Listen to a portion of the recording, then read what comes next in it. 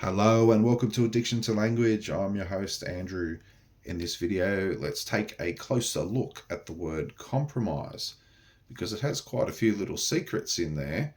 And the compromise word we understand to be defined as an agreement between people or parties where each of the parties is going to sacrifice on the full extent of what they want in order to get the majority of what they want, in order to get as close as possible to an ideal situation for themselves. But that will require sacrificing on some of the full extent of what we want. And that is the definition level of the word compromise. But there is a much deeper root origin meaning and behind the compromise word, and it is the reason why the compromise word exists and is able to be used to and defined as that agreement between two people.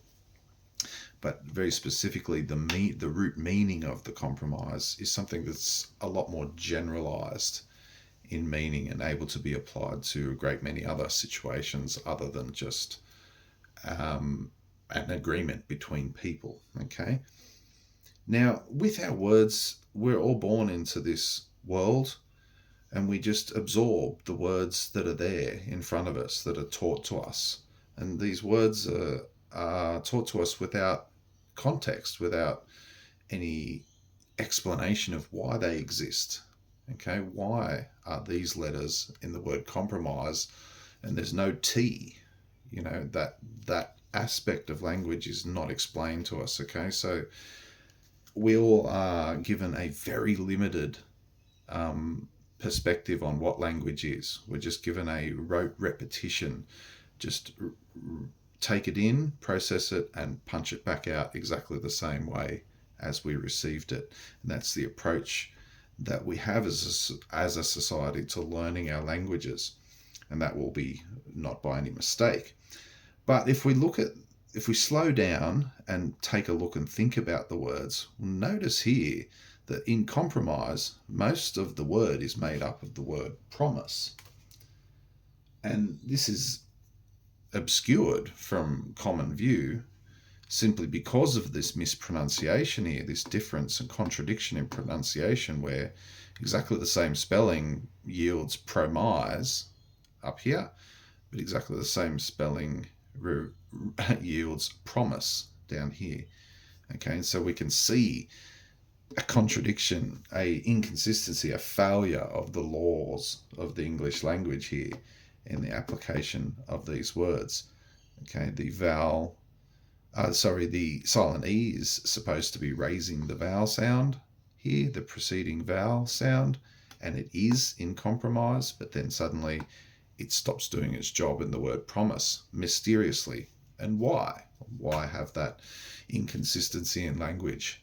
It only serves to disjoint everything and disconnect the code behind language. That is essentially, these contradictions are features built into the language, not bugs. They are features intended to make it hard for us to easily see the consistency and the letter coding that's going on in our language. So in breaking down the word into its parts, we'll have our best chance of understanding the deeper original meaning, because our letter parts here, our com, our pro, and our miss, actually do all have much original, much older roots and consistent meanings, some of which are known and some of which are unknown, except for I know them, and I'm here to teach you the bits that are missing and fill in the blanks where needed. But commonly accepted is that com or co specifically refers to togetherness, or the idea of interaction between two or more things. But yes, this lettering combination C and O, the co, as in cooperation and coincidence. Okay, these are when things interact or come together. Then we have the other generally accepted letter combination, PRO, the pro, which is known to mean and refer to things that come before or prior to. Okay, so our prototypes, our probabilities, our Prometheus, and even our lettering PRO there is still in the word prior, PRO over here. Okay, that's no mistake, and that is the letter code carrying through there into that specific word prior and many others.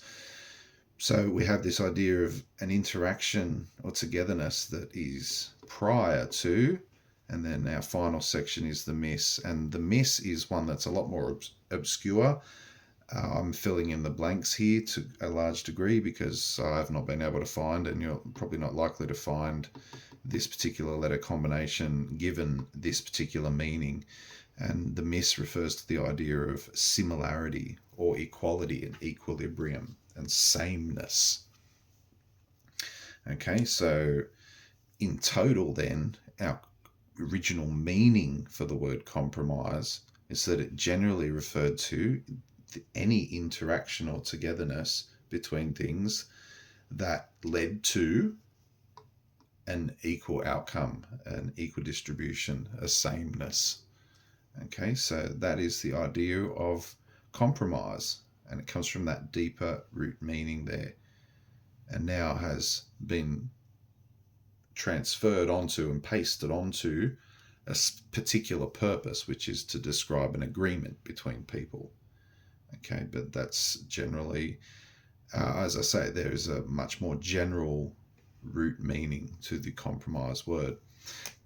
That's pretty cool, I think, but mostly disturbing to see again these very obvious obstructions in understanding yielded by just very simple letter additions or subtractions, particular silent letters, and particular spelling variations and pronunciation variations of the same spellings. So we have a lot of inconsistency, which is often explained away very poorly by linguistics in English, particular experts in English linguistics. Just to add a little more detail, because our com and as togetherness and interaction is well known, our pro is well known, but the miss is me filling in the details. So I'll give you a little bit more information on that just to help you believe what I'm telling you. So the miss, M-I-S, this lettering is actually the same lettering as similar. The S-I-M is just M-I-S written in reverse. And this is our letter code, our deeper letter code at play here, where the consonants, vowels, all have specific meanings of their own. So we go even deeper. We can drill into each single letter here. Like as a group, they generally refer to the meaning togetherness. But if we drill into this, we can become very specific about what constitutes togetherness that is coded into the letters themselves.